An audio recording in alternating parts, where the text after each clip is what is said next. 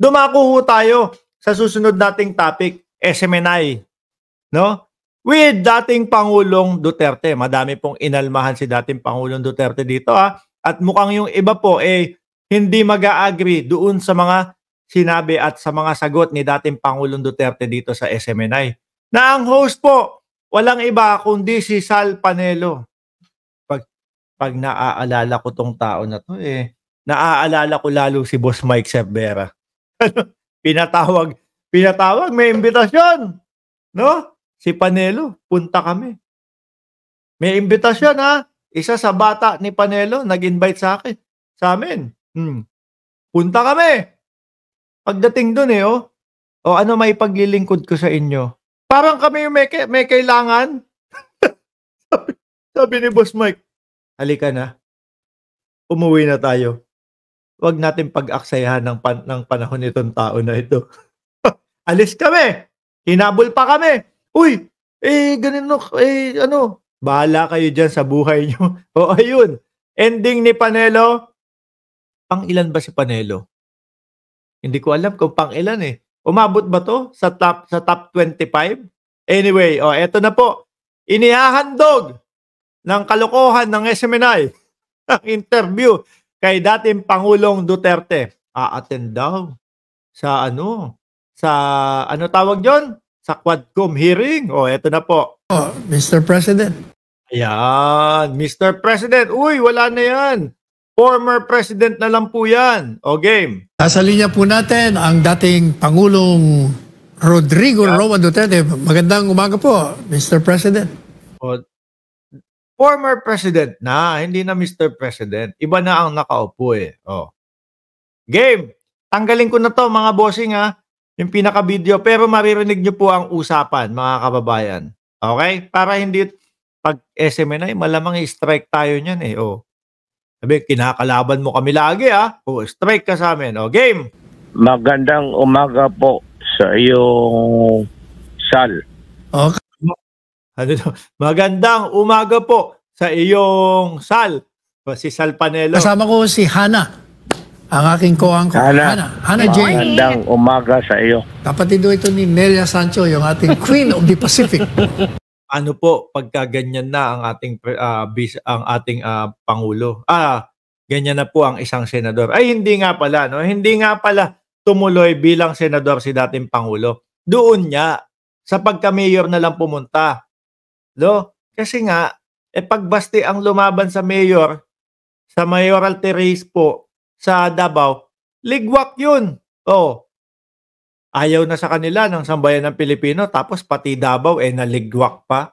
Kaya to the rescue si dating Pangulo, Kasi sabi, siguro naniniwala siya, mahina ang kokote ni Baste.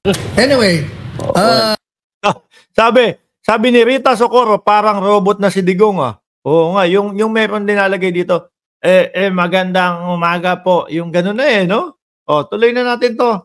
Dating Pangulong Duterte, kayo ngayon ay binubugbog sa Quad Committee ng mga resource persons na napipilitan yata magsinungaling ng gusto. Kayo daw, iimbitahan daw kayo ng Quad Committee. Ano ho ba? Napipilitang magsinungaling, ibang klase siya, Sal, baka nakakalimutan mo. Malamang sa alamang, mas dikit si Garma sa iyo. Sabi nga ni Montulpo, si Garma at si dating Pangulong Duterte ay mag-shoota. Di ba? Si Garma, nilalaglag si Pangulong Duterte. Ikaw, tapos sasabi mo, nagsisinungaling si Garma. Mag-shoota nga daw yan. Di ba? Sabi ni Montulpo, sabi daw po kay dating Pangulong Duterte, bay? Hindi naman maganda, bay. Sabi naman ni dating Pangulong Duterte, masarap ba yung bumibira ng naka-uniforme? Di ba? Yun, doon po pumapasok yung mga sinasabi po ni Robin Padilla. Tayong mga lalaki, meron tayong mga the urge. Alam niyo po yung urge. Pinilit po ni Robin Padilla yun, mga kababayan. Tuloy. Ang posisyon nyo rito, kayo ba'y dadalo? Anytime po. Nakatanggap na po ba kayo ng ng imbitasyon? Wala pa. But Wala pa, pero alam nyo na pinapatawag. Mano ba namang, sige, malinis ang aking konsensya dyan. Pinapatawag nyo ako, nabalitaan ko na, pupunta na ako. Oh. Di ba? Pero yung ano po, yung sinasabi niya pong wala pang imbitasyon, hindi ho ako naniniwala dyan. Style Maharlika ho yan. Yung tipong, napadala na ba yung sabpina sa iyo? Hindi pa. Hindi napadala kasi iniiwasan. Ano ho? I would be happy to appear in both the upper and the lower house of Congress. Without preempting the questions to be asked by the Quad Committee, assuming that you received the invitation. Quadcom, ayan, narinig nyo na, padala nyo na ulit, no? Pangalawang imbitasyon para marinig na natin, baka maunahan pa kayo ni Bato de la Rosa. Sabi ni, si Bato ba o si Bongo ang nagsabi na, a-attend lang po si dating Pangulong Duterte kapag yung committee ko po ang nagsimula o nanguna doon sa laban kontra droga o doon sa mga EJK na mga kaso. Ganun daw. Mas malaki ang tsansa na umattend si dating Pangulong Duterte, no? Kapag kami ang committee. Committee chairman daw po sila, mga kababayan. Si Bato at si Bongo. Assuming further that you attend. Ano po bang masasabi nyo sa mga nababasa natin sa pahayagan patungkol sa inyo, patungkol sa war on drugs, patungkol sa mga di umanong kaalyado nyo na bumabaliktad? Ano po bang masasabi niyo ron? Well, let us begin by saying that that is really what his life is all about. Ano? Temporary alliances, friendships that are fragile, friendships founded on shaky grounds. Ano pa? But yung friendships that are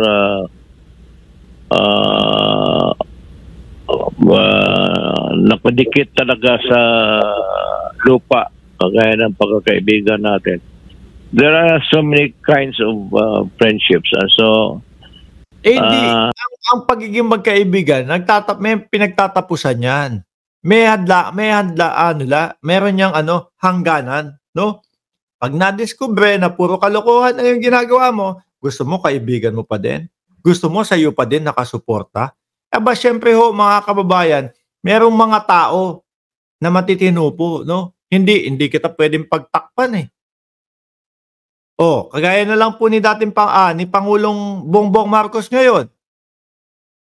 Tayo po, alam natin na, ayun, SMNI nandiyan sa kanyang nasa kanyang pangangampanya. Nagkaroon ng debate sa SMNI, narinig natin si PBBM.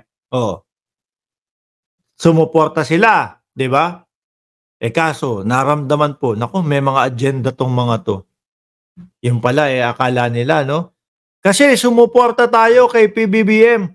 Kaya, dapat, yung kaso ni Kibuloy, hindi matuloy yan. Ganon yung ine-expect nila. Di ho ba? Naku, eto, vice-presidente ako ni PBBM.